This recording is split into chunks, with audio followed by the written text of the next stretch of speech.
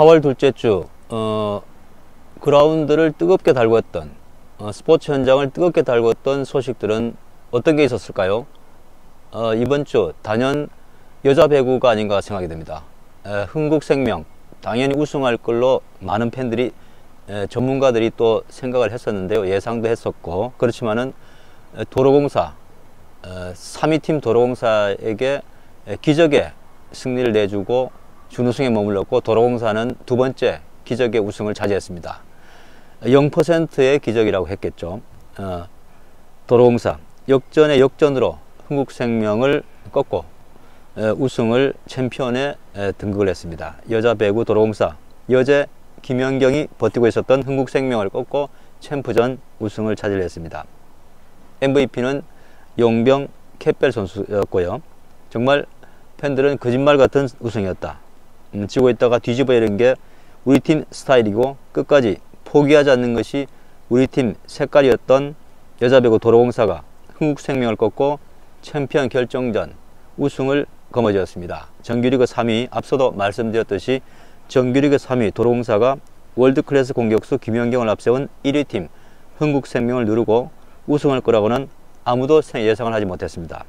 이번에 도로공사는 챔피언전 1, 2차전을 지고 내리 3, 4, 5차전을 이겨서 이른바 리버스 스윕, 거꾸로 스윕을 달성했다는 리버스 스윕을 달성을 했습니다. V리그 최초의 팀이 됐다고 합니다. 지금까지 남자부에서는 9번, 여자부에서는 5번 1, 2차전을 이긴 팀이 예외 없이 최종 우승을 차지했는데, 도로공사는 그 0% 확률을 뒤집은 것입니다. 프로배구 남자부에서는 정규리그 1위 대한항공이 지난 3일 천안에서 열린 남자부 챔피언 결정전 3차전에서 현대캐피탈을 2시간 16분 혈투 끝에 세트스코어 3대2로 제압하고 우승을 차지했습니다. 리그 최강 삼각 공격편대 링컨, 정지석, 곽승석이 고르게 활약을 했고요. 2021 시즌부터 3년 연속 통합 우승에 성공을 했습니다. 삼성화재 2011년부터 3년에 이어서 남자부 역대 두 번째 3시즌 연속 통합 우승을 달성했습니다. 지난 주말 2023 프로야구가 개막을 했었는데요. 시범 경기 1위를 했었던 한화, 이 한화가 초반에 연패에 빠지면서 언제 1승을 가져올지 팬들의 관심을 모았었는데요. 문동주라는 거대한 신인이 5이닝 무실점에 힘입어서 삼성의 8대1 완승을 거두고 3연패를 끊어냈습니다. 한화 첫 승을 거뒀습니다. 6일이었죠. 6일 대구 삼성 라이온즈 파크에서 벌어진 삼성과의 원정 경기에서 문동주는 5이닝 무실점으로 쾌투를 했습니다. 한화는 8대1로 완승을 하면서 개막 3연패를 끝내고 시즌 첫 승리를 거뒀습니다.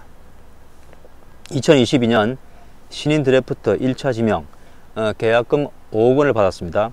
프로야구판에 뛰어든 문동주, 그가 이제 예열을 끝내고 비상을 준비하게 됐다고 여러 언론에서 지적을 하고 있습니다. 문동주는 이날 공 70개를 던졌습니다. 탈삼진 4개, 안타와 볼넷은 1개씩만 내줬습니다. 문동주는 고교 시절부터 시선을 모았습니다. 박찬호나 류현진 같은 한화 레전드급 선배들이 눈여겨볼 만큼 잠재력이 무궁무진했습니다.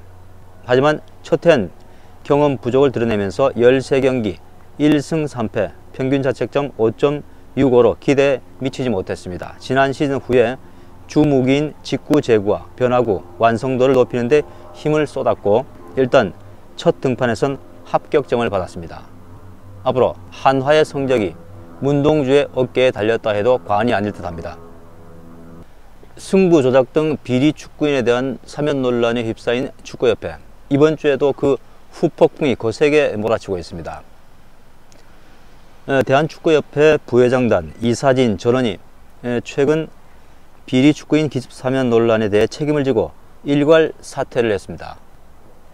이번에 사퇴 의사를 밝힌 임원은 김기홍, 조병덕을 비롯한 부회장단 전원, 그리고 박경은 협회 전무이사와 분과위원장 등 28명이라고 합니다. 협회는 지난 4일에 이들이 조만간 정식 사퇴서를 제출할 예정이라고 밝혔고요.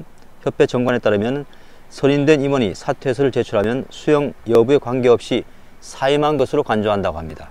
그러니까 다 물러났다고 봐야 되겠습니다. 임원들은 이날 오전부터 회의를 통해서 전원 사퇴를 논의한 것으로 알려졌고, 다만 정몽준 회장은 이번 사퇴 명단에 빠졌습니다. 앞서서 젊은 부회장단이죠. 이영표, 이동국 부회장과 조원희 사회공헌위원장도 지난 3일이었죠. 밤늦게 개인 인스타그램, 소셜미디어 등을 통해서 먼저 사퇴 의사를 밝혔습니다.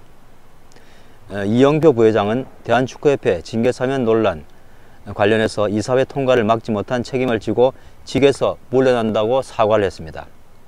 이동국 부회장도 선수로서 받은 많은 사랑을 행정으로 보답하겠다는 희망을 가지고 직을 맡았지만은 부족함이 많았다고 했습니다.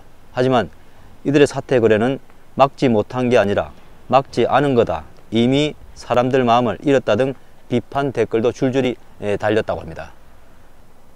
협회는 지난달 28일이었죠. 징계 중인 전현직 선수, 지도자, 심판, 단체 임원 등 축구인 100명에 대한 사면 조치를 의결해서 후폭풍을 겪었습니다. 사면 대상자 중에는 2011년 프로축구 승부 조작으로 제명된 48명도 있어서 비판 여론이 거세게 일었습니다. 프로축구 경기장에 가수 임영웅 바람이 거세게 불게 됐습니다. 토요일이죠. 오는 8일 오후 4시 30분 서울 월드컵 경기장에서 열리는 K리그 FC 서울과 대구 FC 경기가 2020년 코로나 사태 이후에 국내 프로축구 스포츠 최다 관중을 기록할 것이 확실시된다고 합니다. 인기 가수 임영웅 덕인데요. 가수 임영웅이 이날 시축에 나선다는 사실이 알려지면서 임짝머리 날개 돋친 듯 팔리고 있다고 합니다. 지난 3일 오후 6시 입장권 예매가 시작되자 10분 만에 2만 장이 팔렸다고 합니다. 30분 후 2만 5천 장을 넘어섰고요. 수십만 원 상당 암표까지 등장을 했다고 합니다. 서울구단 평소 관중을 받지 않던 본부석 2층 좌석도 개방하기로 했다고 합니다. 서울구단은 현재 3만 장이 넘게 팔렸고요. 이 추세대로라면 4만 명 이상 이날 관중이 들어찰 것으로 예상하고 있습니다. 코로나 사태 이후에 관중이 가장 많이 들어온 경기는 지난 2월 울산 문수 축구 경기장이었죠. 전북 현대와 울산 현대 개막전으로 당시 2만 8,039명이 문수 경기장을 찾은 것으로 집계가 됐습니다. 가수 임영웅은 포천 일동 초등학교 시절 축구 선수를 꿈꾸다가 재능이 부족하다는 것을 깨닫고 그만뒀다고 하네요. 2014년 브라질 월드컵에서 뛴 전 국가대표 한국영 강원 소속이었습니다. 한국영이 초등학교 1년 선배라고 합니다.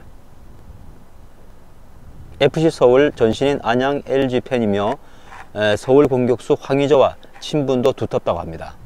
황의조가 프랑스 리그에서 뛰던 시절 현지에 가서 응원을 하기도 했다고 합니다. 지금까지 한창환TV입니다.